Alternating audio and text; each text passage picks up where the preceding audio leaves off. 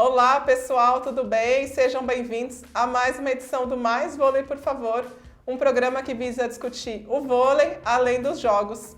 E antes da gente começar a falar, Cacá, sobre as principais notícias do vôlei feminino em nível internacional, queria lembrar vocês que aqui embaixo, na descrição desse vídeo, tem uma pesquisa sobre os programas que a gente tem gravado, que a gente tem colocado para vocês. A nossa intenção, né, Cacá, é fazer um programa mais próximo do que vocês desejam, então tem uma pesquisa aqui de satisfação sobre este programa. E não vai tomar mais do que alguns segundinhos. E a pesquisa, ela é anônima, porque tem uma galera que não gosta de expor o nome, né? Não, e aí você fala a verdade também. Exatamente, a gente aceita críticas, a gente aceita principalmente elogios, né, Cacá? Mas é isso, por favor, se vocês puderem responder a pesquisa pra gente agradece demais. E a gente começa então o nosso giro internacional vôlei feminino falando sobre a aposentadoria de Skowronska. A musa polonesa resolveu parar de jogar. Uma pena. Uma pena, uma grande jogadora, oposta à maior referência do voleibol internacional. Jogou na seleção polonesa de 2003 a 2016, né? Uma das principais jogadoras. E o brasileiro teve a oportunidade de presenciar a Skowronska jogando em Barueri. Tivemos esse privilégio, né, Cacá? Exato. As últimas 2 temporadas dela foram no Brasil. Exatamente. Mesmo voltando de uma cirurgia, fez uma ótima temporada para o Barueri. Não, quando a imprensa polonesa anunciou a aposentadoria da Skowronska, nas redes sociais dela, ela ainda não falou sobre isso. Tá seguindo a vida dela, né? Tá indo para os shows dela. É uma mulher que aproveita a vida, né, Vanessa? Não, e aí, quando a imprensa polonesa anunciou a aposentadoria da Skowronska, eu estava conversando com uma amiga que cobriu muito tempo o vôlei europeu e ela falou assim, a geração que a gente começou a acompanhar, a gente que é da década de 80, essa é a primeira geração que a gente acompanhou do início ao fim. Então bate aquela tristeza. Então a gente pegou ela ali do início ao fim da carreira. E já era boa jogadora desde 2003, viu, Vanessa? Foi a época que o Zé Roberto assumiu a seleção brasileira, eu estava como assistente. A gente fez uma série de amistosos com a Polônia, participou de um torneio na Itália com a Polônia, fomos para a Copa do Mundo com a Polônia, então eu tive a oportunidade de ver a Skowronska jogando, treinando durante todo esse período. E ali no início, Cacá, a Skowronska já era fora de série? Já era diferenciada, pegava muito alto e muito forte. E ela ganhou quase tudo por onde ela passou, né, Vanessa? Ela jogou na Itália, jogou na Polônia, Azerbaijão, China, e ganhou o campeonato de Turquia, ganhou o campeonato nacional em todos eles, foi campeã mundial de clubes, 2 vezes campeã europeia pela seleção polonesa. Não pode falar que não fez o que precisava ser feito na carreira. Acho que ao lado da Glinka, dá para dizer que ela foi o grande nome da seleção feminina polonesa? Sim, as 2 maiores atacantes que o voleibol polonês já teve. Não, e para a felicidade da Polônia, né, Cacá? As 2 participaram da mesma geração. Exato. A Glinka ainda... A Skowronska conseguiu seguir um pouquinho além da Glinka, né? A ponto das 2 jogarem juntas, né? A Glinka... ela tinha uma pegada mais de oposta, mas ela passou a ser ponta para a Skowronska jogar só de oposta. Exatamente. A gente estava aqui falando sobre a nossa felicidade de ter tido ela nas 2 últimas temporadas aqui no Barueri. E na última Superliga, ela foi um dos destaques aí. Foi a principal jogadora de Barueri, né? Acho que ela foi a maior pontuadora da fase de classificação, não foi isso? Foi a maior pontuadora da Superliga, 520 pontos, 100 pontos a mais que a Hooker, que foi a segunda colocada, é muito ponto. É muita coisa. Não, e por pouco ela não carregou o Barueri até as semifinais, naquele jogo épico contra o Osasco, né? José Liberati, o Barueri chegou a fazer... 25-5. Eu tava lá dentro do ginásio, quando fez 25-5, eu pensei, já era, o Barueri já ganhou. E olha que coisa, eu tava acompanhando pela internet. Quando eu vi 25-5, eu falei assim, se fosse outro time, eu acho que o jogo tava ganho.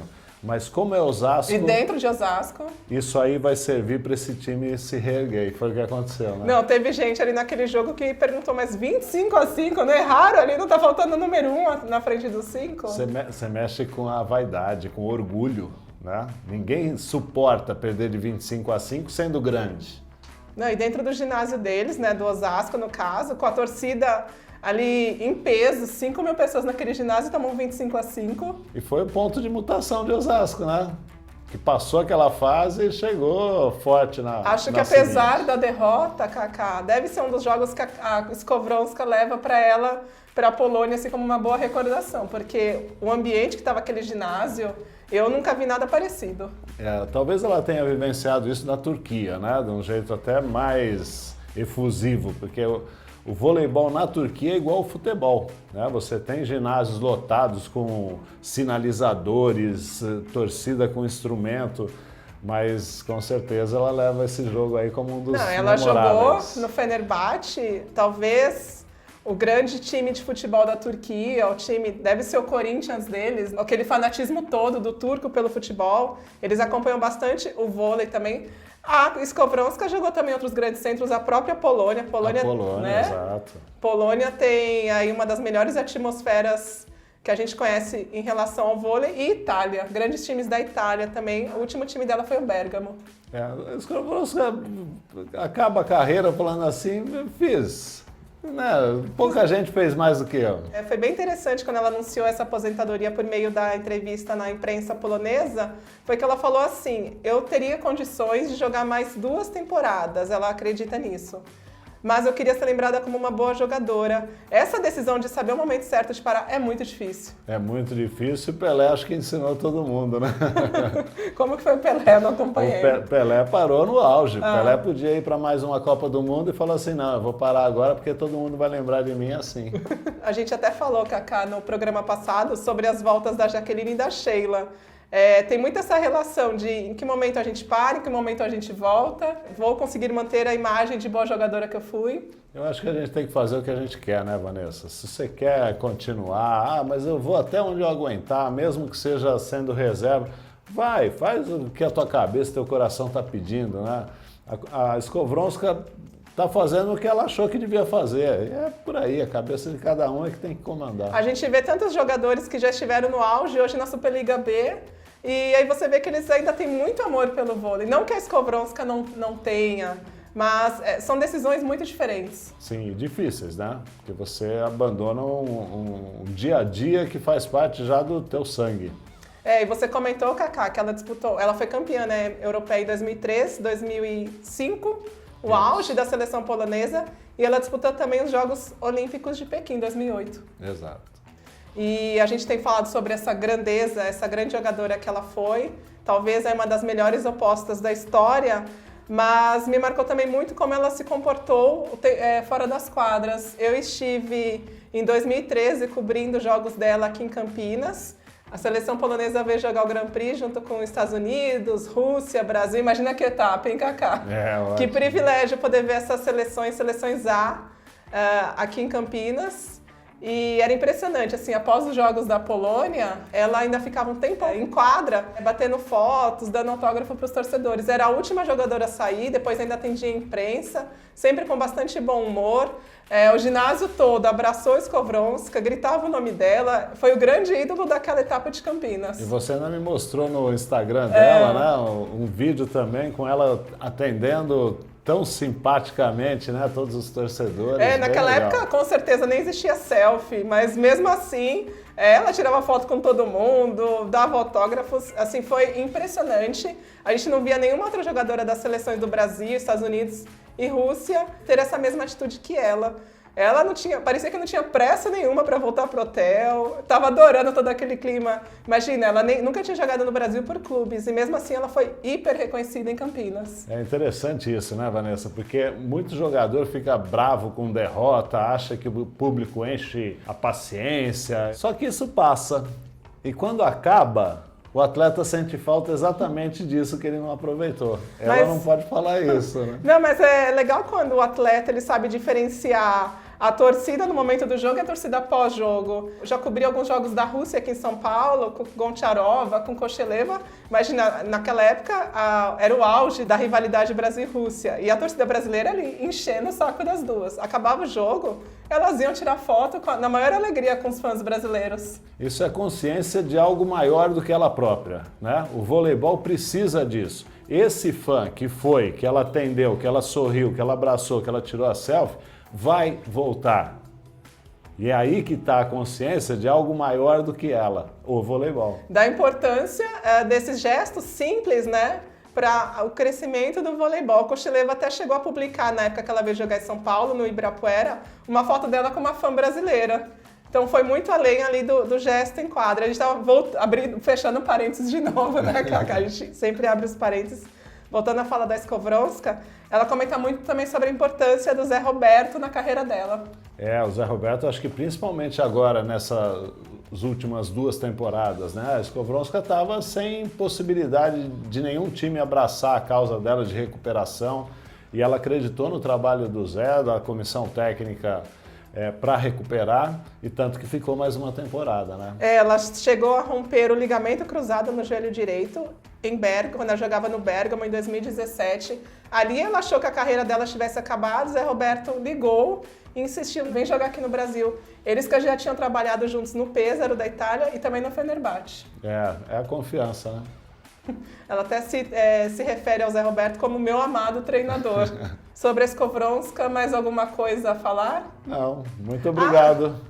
Tem sim, Cacá. A gente estava conversando sobre essa questão de como que ela aproveita os locais onde ela joga. Isso é muito legal. Também tem a questão da cultura, né? Ela não vem ao Brasil apenas para jogar no Rino de Barueri. Ela vem para aprender mais sobre a cultura local. É uma turista, né? Aí você vê que o vôlei é importante na carreira dela, mas ela aproveita o vôlei também de outra forma. Não que seja turista e deixe de ser profissional, né? É profissional, mas também é turista. A gente vê nas redes sociais dela, ela na 25 de março, imagina você tá lá na 25 procurando Muamba e cruza com Skowronska. Nossa, deu até um, como fala quando... Um trava-língua. Um trava-línguas, cruzar com a Skowronska. Ela participou dos bloquinhos do Carnaval de São Paulo, frequentava o litoral sul de São Paulo, aproveitou bastante aqui o país. Falando agora então de campeonato europeu, no bloco passado a gente falou sobre o campeonato sul-americano. É quase a mesma coisa, né, Cacá? Quase, tá ali, ó. Você já viu no sul-americano, Cacá, ter uma festa de abertura dessa, como teve em Ankara? Espero um dia ver. Eu não sou tão otimista, Cacá. Quem sabe, né, Vanessa? Essa aqui foi a festa de abertura lá em Ankara. E olha, vale a pena ver. Entra lá no site da Federação Internacional, abre tudo em 3D, espetacular. Nossa, é impressionante. É uma tecnologia, assim, que lembra as grandes aberturas de Jogos Olímpicos. Enquanto você terminava de falar, aparece outra musa na tela. Mas deixa eu falar das musas, mas musas que jogaram muito, fizeram história. Exatamente. Porque essas jogadoras, elas não gostam de ser lembradas como musas. Elas gostam de ser lembradas pelo talento delas, o que é muito... E com o tempo, Vanessa, a gente só lembra dela porque ela jogou demais. Exatamente. Né? Eu acho até um desrespeito quando a imprensa fala, a musa Piccinini. Musa Piccinini não, campeão mundial Piccinini. Sim, perfeito. Eu falo musa porque é uma mulher bonita, né? Eu acho que a gente deve valorizar a beleza também. Não, e a Piccinini, campeã europeia em 2009, né, Cacá? 2009, exato. A Itália tem 2 títulos europeus, Piccinini participou do último em 2009, há 10 anos. 10 anos para a Itália não ganhar é muita coisa, hein? E agora ela está como comentarista da RAI. E muita gente sempre falou nessa questão da musa, Piccinini não joga tanto, não joga tanto. É impossível que alguém fique numa seleção italiana por tanto tempo não jogando tanto. Não jogando tanto, sendo protagonista de vários títulos da Champions League, ganhando Copa do Mundo, indo para a Olimpíada, né, Cacá? Só não ganhou a Olimpíada também. Só não ganhou a Olimpíada. Talvez, sempre entre os talvez tivesse feito um jogo duro com o Brasil em 2008. A seleção da Itália estava vindo muito bem em 2007, Copa do Mundo, mas Agüero teve um problema com a mãe, Agüero que era o principal nome daquela seleção. E um problema dentro do grupo também, né? Você fala em que sentido? A entrada da Agüero não era não foi bem recebida, exatamente. Né? Então, mas Piccinini está lá transmitindo os Jogos da Itália pela RAI, e nesse campeonato europeu a gente também teve a volta de Aydemir à Turquia. Senhora levantadora, eu acho que era o que faltava para esse time da Turquia ter um pouquinho mais de estabilidade. É um time muito bom, mas muito jovem. E a Aydemir, com a experiência dela, pode ajudar o time a vencer o pré-olímpico e chegar a Tóquio. Acho que a chegada dela é muito importante para esse pré-olímpico de janeiro. Sim, fundamental. né? Fundamental. E a gente falou bastante sobre a importância de se jogar diante do nosso público. Eu comentei, né, que eu comecei a gostar de vôlei porque assisti ao Campeonato Mundial de 94 em São Paulo, tive essa oportunidade. Saudades quando o Brasil sediava essas grandes competições. Hoje a gente vê essas competições só na Ásia, né, Cacá? O que é uma pena.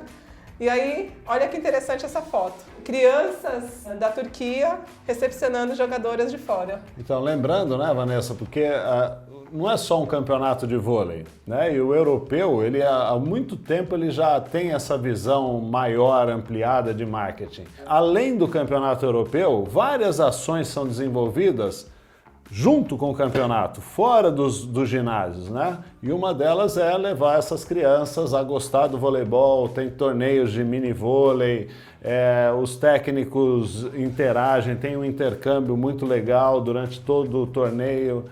A gente vai aprendendo, né? Essas crianças, daqui a 5, 10 anos, elas vão continuar essa paixão pelo vôlei, né? Claro, não todas, mas muitas vão levar com elas essa experiência que elas tiveram em Ankara, e isso é importantíssimo, né, Cacá? Para o crescimento da modalidade, para a sustentação da modalidade. Por isso que eu sempre sou bastante crítica. Ok, os grandes patrocinadores estão na Ásia, mas eu sou bastante crítica em se concentrar tantas competições ali, porque você não desenvolve a modalidade em outros continentes. Concordo, e a popularidade acaba caindo, e não é essa a intenção, né? E lembrando, Vanessa, que quando você leva crianças, né, com esse intuito, não é que você quer transformar todos em grandes atletas. Você quer transformar eles, transformar esse grupo num grupo que goste de vôlei e que continue acompanhando. Porque é isso que vai manter a chama do voleibol acesa, a popularidade.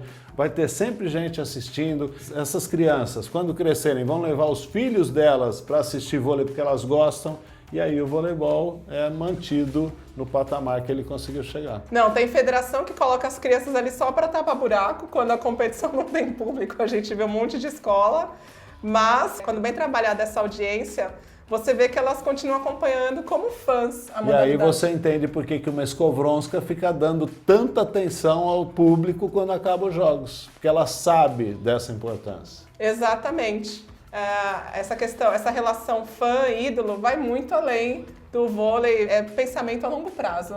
E ainda dentro do nosso bloco do Giro Internacional do Vôlei Feminino, tivemos Japão Sub-20, campeão asiático, todo mundo esperava, nós esperávamos. Vitória da Coreia do Sul, do Lavarini, que estava completa nesta competição que estava sendo disputada em Seul, mas deu Japão. E aí deu Japão com uma geração que eles estão apostando nela, né? Ganhou o Campeonato Mundial Sub-20, foi para um asiático disputado na Coreia contra o time da Coreia principal e acabou ganhando o título numa semifinal que valeu pela final, viu, Vanessa? Que foi contra a própria Coreia. O Japão venceu 3-1, perdeu o primeiro set 22-25 e depois tudo parcial com 2 pontos. 25-23, 26-24 e 28-26 no quarto set. E aí a final acabou ficando fácil contra a Tailândia. Não, e é impressionante, porque elas jogaram contra a Coreia do Sul principal, dentro de Seul, ginásio lotado, e na final jogaram contra a Tailândia também, com o time principal. A seleção da Tailândia é uma boa seleção. Sim, é uma boa seleção, experiente, né? E que o Japão conseguiu vencer, impressionante. O Japão principal não foi disputar o Campeonato Asiático porque está se preparando para a Copa do Mundo, que acontece agora em setembro, dentro da casa delas, para variar, né, Cacá? A gente estava falando aqui sobre o excesso de competições na Ásia. A China também não foi completa para essa competição. Tá todo mundo precisando dosar. Eu acho que é hora de rever muito campeonato, né, Vanessa? Sai do clube, vai para a seleção, disputa pré-olímpico, disputa continental, disputa isso, disputa aquilo, Copa do Mundo, para depois outro qualify para a Olimpíada. Nós estamos lidando com o ser humano, tem uma limitação, né? Eu acho que a Federação Internacional precisa repensar. Até o próprio sul-americano, quem diria que a Argentina fosse poupar jogadoras para o sul-americano? Sim, é um momento de repensar. Né? Tá muito exigente o calendário. Ô, Cacá, eu acho que não é ruim só para atletas, até para a gente que acompanha, a gente não sabe, a gente se perde, não sabe quando a competição começa, a outra já começou, a gente não consegue fazer um bom trabalho porque é uma competição em cima da outra. E sabe outro ponto importante? A mídia. a transmissão desses campeonatos acaba perdendo o interesse. A televisão não se interessa mais em transmitir. E aí a gente não tem mais a exposição do voleibol. Estão dando um passo contrário aí ao que devia ser pensado. Vamos ver se para o ciclo seguinte a Tóquio vai ser repensado esse calendário. Precisa. Precisa. Né? De qualquer forma, fechando de novo os parênteses, Japão campeão asiático, o que significa essa vitória da seleção japonesa para o futuro? Eu acho que significa uma afirmação dessa nova geração. Vamos ver com a mesclagem aí das principais jogadoras que ficam, com essas que estão chegando, como que o Japão vai se apresentar para as próximas competições, principalmente Tóquio. É uma Olimpíada que elas fazem em casa. O Japão que não teve grandes resultados, né, Kaká? Depois da aposentadoria da Takeshita, da Saori, já não conseguiu grandes resultados em nível internacional. Mas alguns jogos vêm vencendo, né? Venceu inclusive o Brasil nesse hiato aí de temporadas, né? Eu acho que dá para se pensar no Japão com preocupação. Mas se a gente for pensar de resultados, grandes resultados contra as potências do vôlei mundial, o último grande resultado do Japão foi em Londres. Olimpíadas de Londres, medalha de bronze. Exato. Né? Bom, então, neste bloco a gente falou aí sobre a aposentadoria de Skowronska, sobre campeonato europeu. Na próxima edição do programa a gente vai dar aí os resultados do europeu, que o europeu ainda está rolando. São muitos jogos, 24 seleções participando, 4 países envolvidos na sede, né, da competição. É um campeonato muito grande, 2 semanas ele dura, enquanto isso os outros continentais duram uma semaninha, porque são mais curtos. E é a grande cereja do bolo dos campeonatos continentais. Né? E falamos sobre o Japão, campeão asiático, já temos o primeiro campeão continental aí do voleibol mundial. No próximo bloco, a gente vai falar sobre o giro internacional do vôlei masculino. Também temos algumas notícias do vôlei masculino. Se vocês gostaram desse debate, curtam, compartilhem, comentem. A gente vai adorar ouvir a opinião de vocês. Até a próxima. Tchau, tchau.